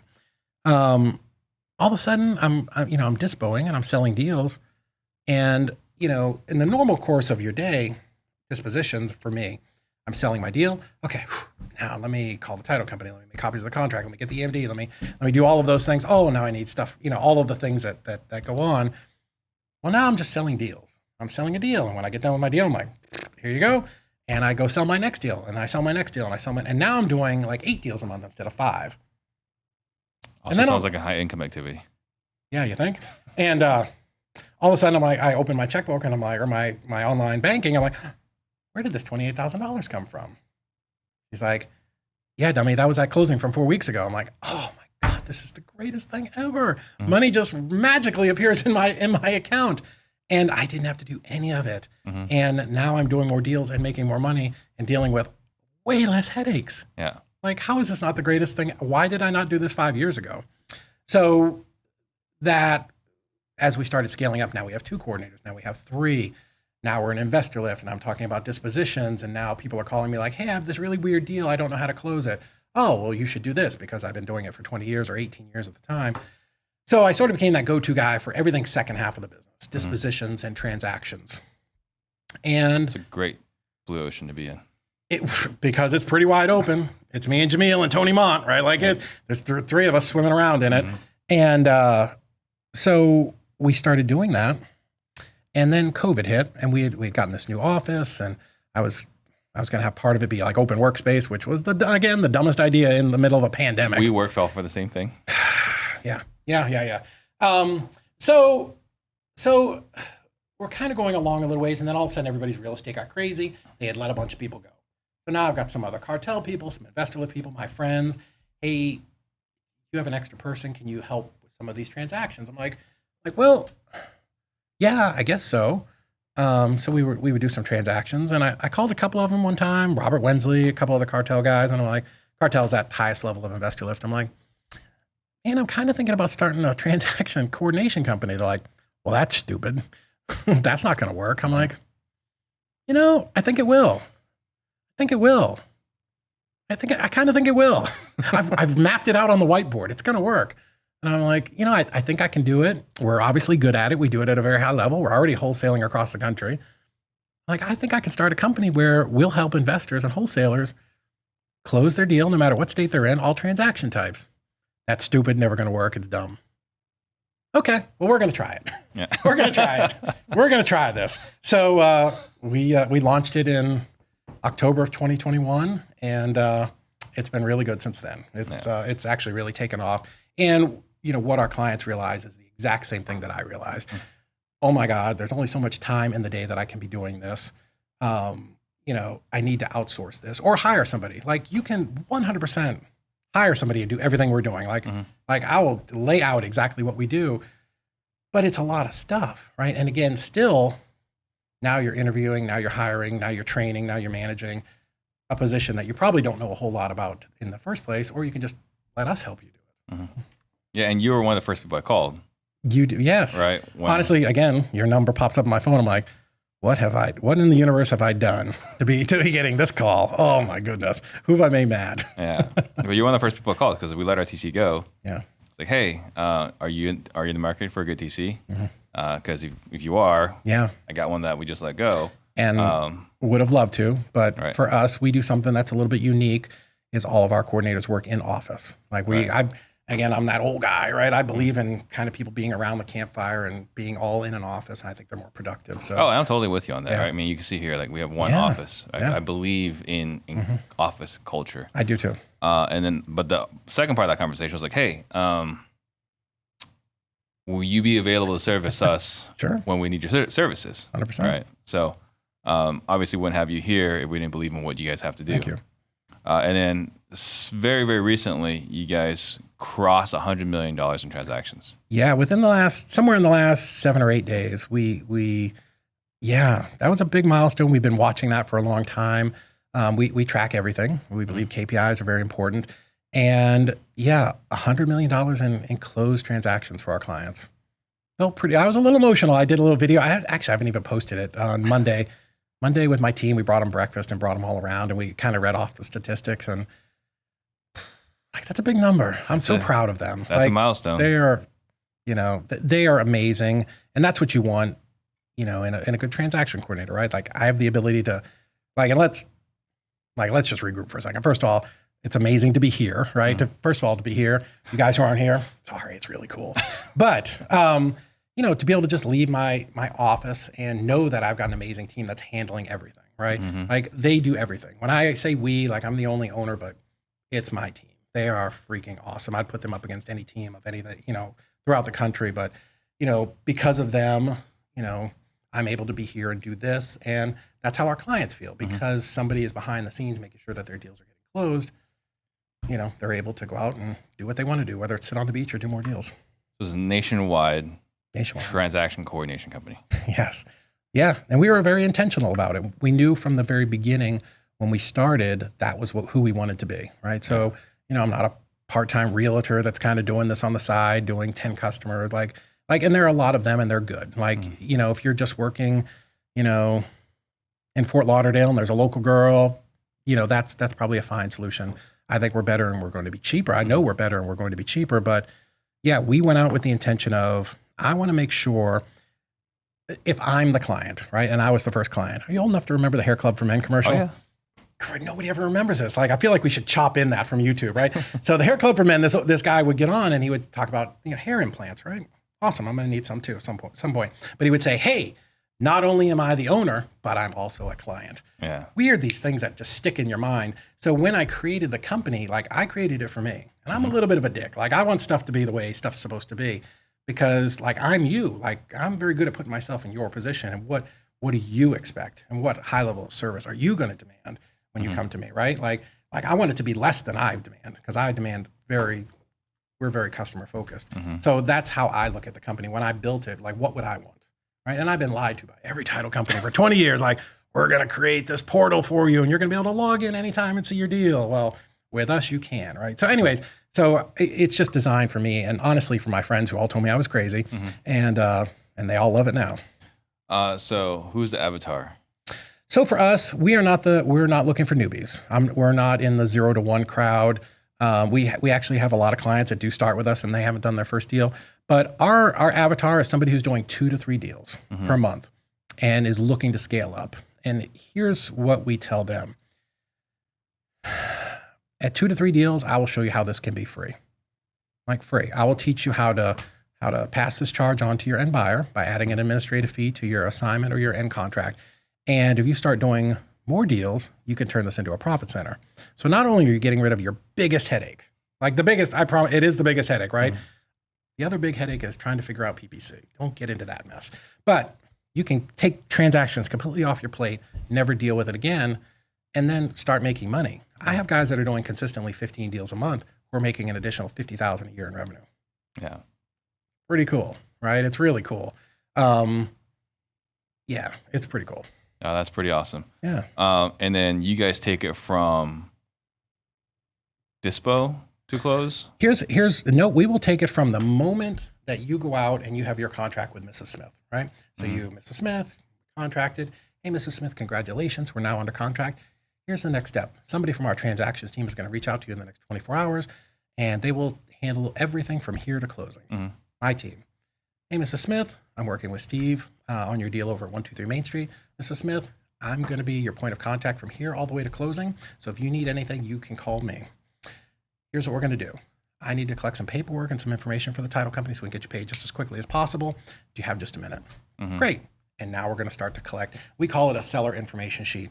And for us, it's about 4 or 5 pages long. And after doing 2,000 files, we know what the title company is going to want, right? Whether it's death, divorce, bankruptcy, taxes, whatever, right? So based on the type of deal, we know, there's a different checklist for bankruptcy, dead people, whatever it is. So we're going to collect all of that information. So that's how we compress time and help you do more deals and make more money, because instead of you doing all of this at the end after you've got your buyer, we're sort of behind the curtain, right? You're just doing your business, getting deals, getting them sold. sending them over to us. By the time you have your buyer, I've already got everything collected from her, right? And I have to assume that you give me your Mrs. Smith's contract on Tuesday. I talked to her Wednesday. I assume Thursday you've got a buyer. Like, we have to be fast. Yeah. So that as soon as you give me your buyer, I'm going to call your buyer and go, hey, Joe, working with Steve, 123 Main Street. Hey, man, looks like you're closing this in your LLC. Yeah. Awesome, dude. I need your articles of incorporation, your LLC docs, and you're closing this with RCN Capital. My boy, Tim. Awesome. I need who's your contact over there so that I can get that over to the title company. We'll get your deed of trust done. Let's get this thing closed out so you can get in there and start rehabbing it. Boom. That's what we're doing. So we're taking all of those contracts. Once you've got them signed, give them to us. We will take it from there all the way to closing. If we need to go back and collect some information from somebody, no problem. But I just want the call to you to be, hey, just so you know, we're scheduled to close this on Tuesday. Yeah. So I have to imagine 2,000 transactions in the last 18 months, more or less. A lot of transactions. There's more than 100 transactions a month. Oh, yeah. That you guys have streamlined the intake with the seller. Oh, yes. Intake with the buyer. Yeah. And managing escrow. Yeah. Where they're closing on time. Yeah. It's a lot of moving parts. So I got a good referral for you, I think. Okay. I think you got to talk to RJ Bates. Yeah. I've talked to RJ, and we were getting ready to start with him and his students, and then he started doing the TV show. Yeah. All right. Well, I will make sure he talks to you because his number one frustration is title and escrow. Yeah. I've talked to RJ. He's the guy who doesn't want to let it out of office. Yeah. You know. All right. So if this resonates with you guys, go check out realestatedisruptorstc.com. Yeah. If you want to work with David, realestatedisruptorstc.com. So what does your life look like right now? Because you and I were talking, like you get to travel and all this. Like, what does your life look like right now? Well, from everybody in my office, they think it's great. They're like, you get to travel and you're going to all these cool places. And that is true. Like I actually, we've shut down all of the other businesses in our company. We've stopped our wholesaling. I've outsourced all of the properties to a property manager. I don't have any rehabs going. Like we are, and the reason that we did that is because we wanted to make sure we were focused on this business and you, the client, and making sure that 100% every person who walks in our office is focused on getting your deals closed, right? I don't want any distractions, right? Because distractions will kill you. So, so my life is pretty good. I've got a great team. You know, they are amazing. Sometimes I feel like a little bit like a 5-year-old. Like they're like, okay, you need to go get on this Zoom. And then, they'll come pull me in. Okay, you need to go get on this phone. So I do a lot of sales. Like that's the thing that I do. But I do get to travel to be in a really cool place like this, y'all. It's pretty good. Like I was in Puerto Rico with Robert Wensley and Jerry Norton 3 weeks ago. And then I was in Oklahoma City. And then I was up in Cleveland, Ohio last weekend. And then here. Then I go back to Nashville Sunday for my Cambrites Investor Fuel. So yeah, I get to do a lot of cool stuff. You talk about being the kid, right? I can totally sympathize, understand that, because like I got a drawer full of like snacks in my office. Yeah. And there'll be times where like, hey Steve, we need you to go do this. And it's like the simple, most mundane thing. Yeah. But that's the reality. Like I needed to be treated like you go do this, you go do that, because we were going 100 miles an hour. Yeah. See, so another funny story I'm probably going so long. I told you I have too many stories. But so in real estate world, they're always like, you need to get, you need to be the CEO and kind of remove yourself from the day to day. Sounds awesome. Sounds really good until it's Monday morning and everybody's going into the conference room for a meeting, and I grab my bottle of water and my phone and my pad, and I'm walking in there, and my VP of operations, Heather, looks at me and she's like, well, where are you going? I'm like, I'm going to the meeting. Oh, this one's not for you. And man, like when that happens to you, I'm like, I felt like Charlie Brown. Like, well, what am I supposed to do? Like, she's like, well, just go back to your office and do what you do. Okay. All right. Like they think it's funny. Like now it's, they send me memes like, happy you're not here. Like we're getting a lot of stuff done. I'm like, we were talking about CRMs earlier. Like I cannot even get into the backside of our CRM. They're like, you don't need that. Just go do Talkie Beat. His login has been revoked. It has. I have to request, like we have a 2-factor authentication to get into it. And every time I send it, I get the email or a text message. What do you need? Well, I need to know how many deals we've done in Arizona. I'll get that for you. Yeah. Just go, you do the talky thing. You go do the thing you do. Well, and, for the longest time, someone asked me like, hey, like, what do you do in Salesforce about this or that? I was like, I don't have a login. I don't know. Like I haven't been to the backside of FreedomSoft and I don't even know how long, Investor Lift, love it. Greatest thing ever. Artemis mode. I'm like, oh yeah, it's cool. Like, I don't know. So you talk about, they think it's funny. Oh, they clown me like there's no tomorrow. And my team thinks it's funny too, right? With me. However, Eric Brewer, right, has talked about this where you kind of go through a bit of identity crisis when this happens, right? Because like this is the goal. It is the goal. We read the book, we read Entrepreneurial Myth, you go to masterminds and you look up, it's like, man, that'd be so cool when one day I'm sitting in the owner's box. Yeah.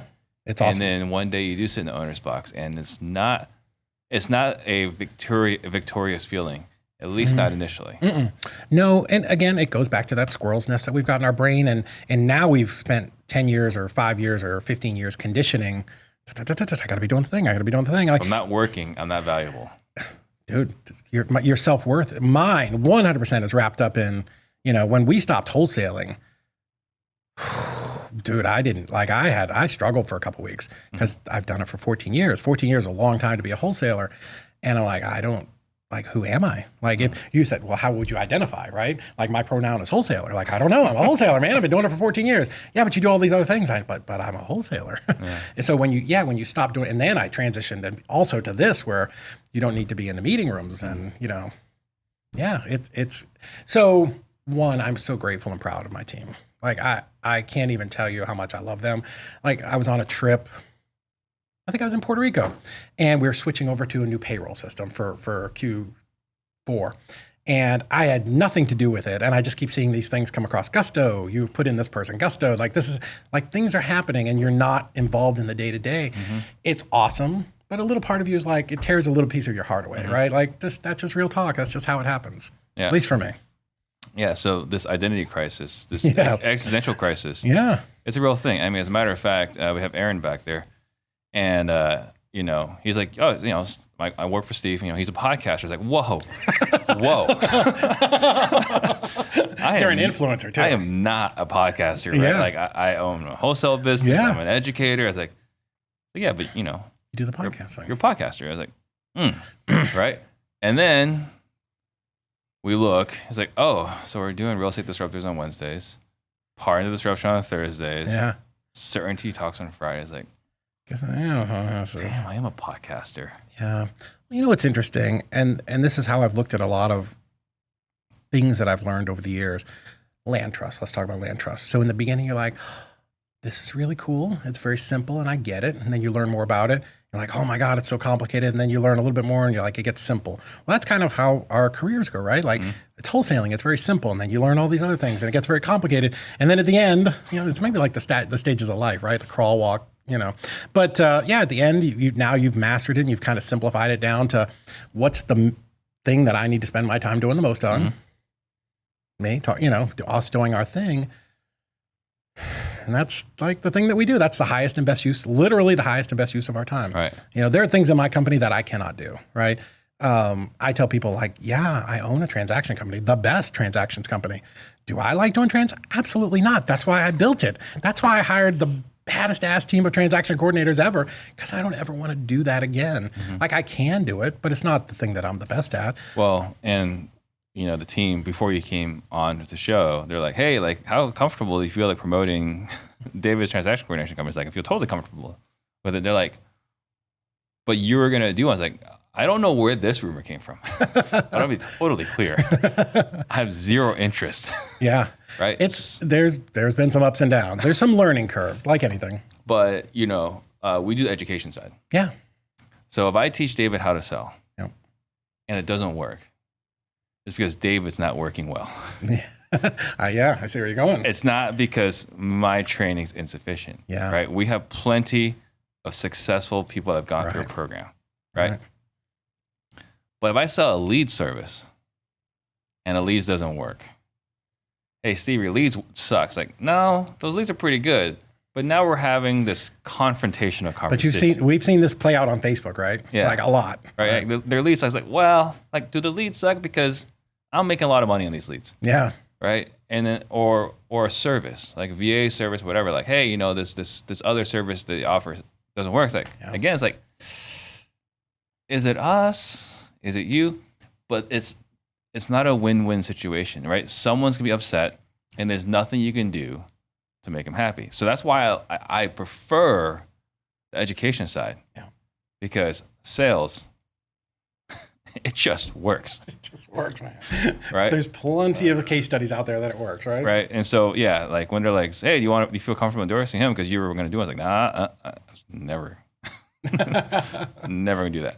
Yeah. We briefly talked about it out there. We are so incredibly customer focused because, again, when anything comes up, I immediately put myself in the shoes of the client and go, well, did we make sure that we did everything that we should have done, right? Like if we're 20% at fault, we're at fault, right? So let's not do that. Let's train our people and be better. It's okay to have a mistake once. We never repeat the same mistake twice. Right. But, I understand that for somebody to hire us, they are putting an immense amount of trust in us, right? Because your deal is worth $40,000, $50,000, $60,000. Our biggest deal was $476,000. A single deal, an assignment deal, they double closed it out of Austin. If that $476,000 went bad, how bad do you think it's going to be? You could not find a good thing on the internet about easy REI closings when that guy would have been done, because I know what I would have done. I would have had a scorched earth policy of the guy who screwed me out of that. Might even drive by your home. Dude, I always tell people in the game of screw you last, like, I don't lose. Like that's the ends of the earth that I will go to. Yeah. So, we take that responsibility really serious, and we don't, we work with title companies all over the country. Like, we have personally vetted them. Like, when I call them, or when my team calls them and says, hey, can you do an ovation? And maybe it's an area where we didn't have somebody, and they're like, oh yeah, we can do it. Cool. Can you send me a HUD? Because if I don't do that and I send your deal up there because some secretary told me that you could do an ovation, and this happens to people all the time, right? This is what happens all the time when you have a good coordinator, and you send them that deal, and they don't understand how to juggle the listing agent, the buying agent, and all the people that are involved in an ovation, which is more than normal. And that deal, a week before closing, they call you and like, oh, like our underwriter just said we can't do this. Yeah. Well, I'm not making that call to the client to say, I mean, I am, but we are not going to make that call, right? We are never going to say bumpers in place to make sure we don't have to make that call. God, I cannot. I would rather poke myself in the eye with a fork than let somebody down, because now, especially in an ovation, right? You've had Brewer on here. Like, it's not investors that you're dealing with. Like, if it's an investor, be like, all right, cool, man, let's just change title companies, whatever we got to do. You're dealing with a retail buyer and a retail agent. First thing they all think of is scam, crazy thing. Like, we're going to pull out of the deal. And now your $60,000, $80,000, $100,000 deal is up in smoke. Yeah. Who are you going to blame? This guy. Right. Again, you would not be able to find one good thing by the time I was done about me online after I was done, because I would be in every group telling the world about it. Right. So, we have to hold our team to an incredibly high standard. What is your why? Oh, man, I'm going to tell you, a lot of people, their why is like, oh, I want to build, and I'm not diminishing anybody. It's like, I want to build an orphanage in South Africa, or I want to save the whales, or I want to do whatever. Honestly, I think that's a bunch of crap when people say that. I think they're saying that because they think that's what people want to hear. I think your why is, first of all, like, it has to be for you first, because here's the reality. This is a lot of work. Like, whether you're starting a muffin shop or a sign shop or a wholesaling company, it's a lot of work. And especially real estate, where there's no like blueprint, right? There's very few franchises for what we do, because it's so goofy and everything we do can be a little bit wacky. So, your why has to be, you want to do this and make money, I would hope. I think there are some secondary whys, like you enjoy helping people. I guess I wanted to be rich, man. I wanted to make a lot of money. I think I always knew And I get how that sounds, and that will be the soundbite, right? We'll make sure that's the soundbite. That's gonna be awesome. That's gonna be the intro into today's show. Yeah, I wanted to make a lot of money, right? That's why I got in this business. So, but as an entrepreneur, and I've had this conversation with other people too, like from the time I was a kid and I had all these different jobs growing up, I knew that I was going to do something, right? When I was running the hardware stores and I'm going to be the manager, and then I'm the manager, I'm like, I think I could be district manager or vice president, or why couldn't I be president? I make good decisions. I could do this, right? Like I always knew there was something, right, that I was going to do, and I found that's a commonality between a lot of investors who come from some type of corporate background. But so there was that, right? There was some drive. Like I wanted to see what I could accomplish. What's the next, hill that I could conquer, right? We conquered wholesaling, we conquered rehabbing. We had a pretty successful course. Now we're going to do this. What happens after this? I don't know. But I think there are drivers. Probably the other regret, the biggest regret that I've got in my life is my dad, before he passed away, I wasn't able to take, we were from New England, so he was a big Patriots fan. And, I wasn't able to take him to a Super Bowl. That's kind of a big regret. So, a driver for me is, geez, would my dad have been proud of the things that we do and the things that we've accomplished, like my mom, I'm like, hey, so we had like the vice president of First American, national title insurance come into the office the other day. She's like, oh, that's great. She's 78. She has no idea that like, it's kind of a big deal. Yeah. I'm going to show her this podcast. I'm like, it's a big deal, right? So I don't know, maybe, again, lots of therapy could be involved here, right? To try to figure all that out. I wanted to be successful. I just knew that there was something that I could do. And luckily real estate resonated and was the thing. Yeah, I totally get that. What's your biggest struggle right now? Biggest struggle, honestly, just getting the message out about who we are and how we can help investors. Yep. So obviously podcasting, getting all over the place. Are you in Family Mastermind? I am the greatest mastermind. I love it. Love it. Did you know we're going to be doing Part in the Disruption live on Monday? I saw that. That's very cool. It's going to be insane. I know. Like, are they going to be broadcasting it live too? We're not going to be broadcasting it live, but Manny's going to be going out there and making sure the screens look just like it does during the show. That's cool. That's the vision. We're setting stupid high standards. No, dude, I think it's really cool. I think it elevates it to a whole new level. Yeah. And every year, Matt, God, he comes up with crazy stuff. So Family Mastermind is a mastermind of coaches and influencers and service providers in the real estate industry, right? Call it the Guru's Ball. Okay. So when I had first heard about it, it was back when he did the public version. And I had some friends that were going, Nick Perry and some other guys, like, I'm Ricardo. Oh, you got to come. I'm like, because I just started coaching. I'm like, oh, God. It's going to be all these gurus and coaches. I'm like, blowhards. It's going to... All right, maybe a little bit pissing contest. Yeah, right. It's going to be this, right? So I go down there, and again, like my first REIA, sitting in the back, but I was just blown away at how nice and genuine and giving all of these guys were, right? Because again, I come from the world, this guy's just in it for the money, and the reality is I had no idea how hard any of this is. No idea. Like, I'm going to do a little coaching. I'm going to do this thing, or I'm going to launch this company. And then you realize, oh my God, it takes a freaking village to produce this stuff, right? The content guy, the sales guy, the CRM guy, the website guy, and then you've got this staff of $200,000 a year of support people that it takes to really get it all. And I don't think people have any appreciation for how much work goes into all of this stuff, and especially like the free content. Like, if you guys, I feel like I should take my camera out and like zoom and show you what this room looks like, and the freaking money that was spent here on all these cameras is insane. It was not cheap. How do you measure success? Man, I don't know. I was telling somebody the other day, I feel like I leave the office every day. And again, because I have this squirreled up view of reality, it's never the success, right? It's never the thing that went good during the day. It's, what could we have done better? What could we tweak? And it feels like every day is just these, as an entrepreneur, and this has always been the way, every day is just this little series of battles, right? That you're always trying to overcome to inch forward a little bit. Success, you always have to do some, maybe it's a number, right? Oh, when we get to 700 clients, that'll be success, right? Sheik, my video guy, he jokes like, this is what success feels like. I'm like, is this it? He's like, dude, you're in the biggest podcast in real estate. Of course, this is what success feels like. I'm like, I know, it's really cool. But then you start, What's next? What's next? That stupid trap, right? What's the next thing? Like, I don't know. Could I come back twice? Like, I don't know. Like, what's the next thing? You know, what is what's it? the next, you said, what's the next hill we're going to conquer? Yeah. So you already talked about your superpower. What's your single biggest victory? Like, man, like the accomplishment, the biggest one. I think for sure that $1.1 million deal, you know, the no money down, 4%, 17 years, that's a huge accomplishment. That's a grand slam hit. That's certainly big.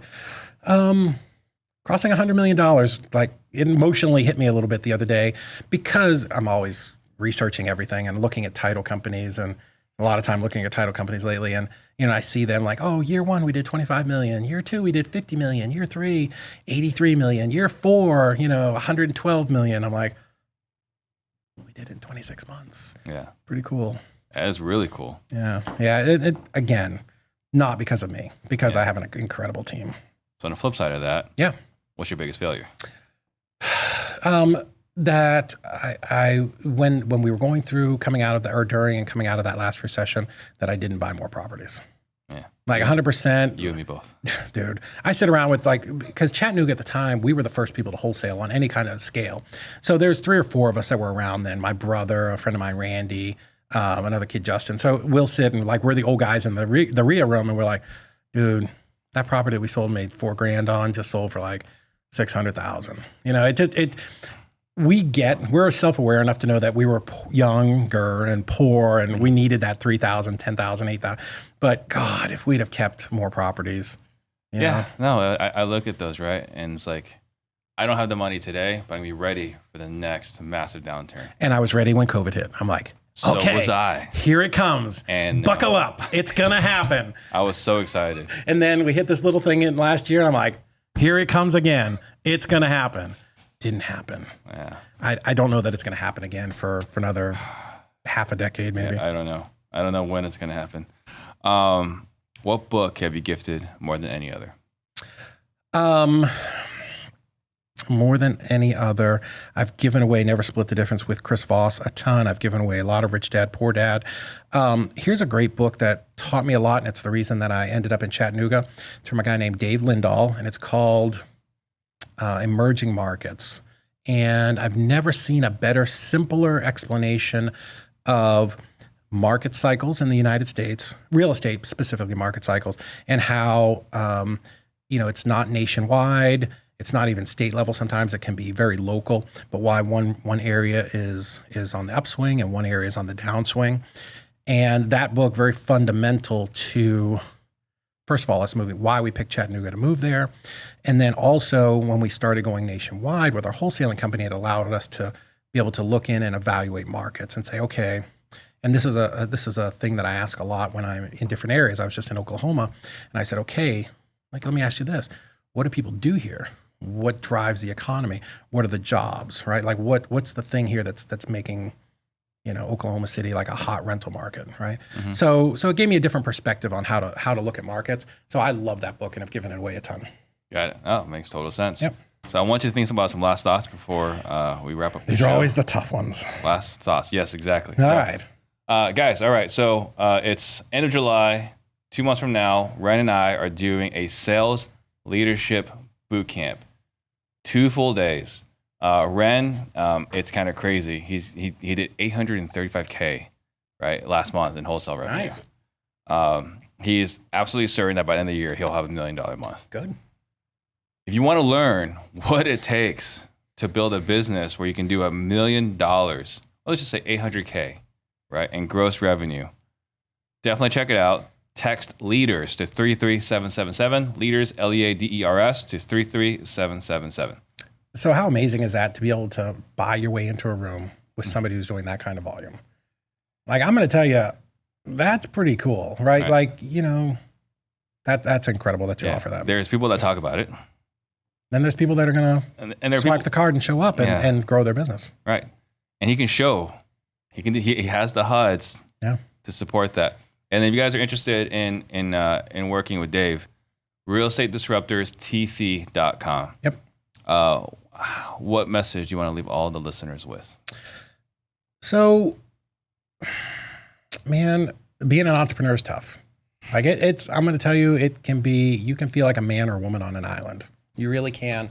And what I tell people, and I was so scared to do this in the beginning, right, is find a tribe, find some people that can be on the journey with you, right?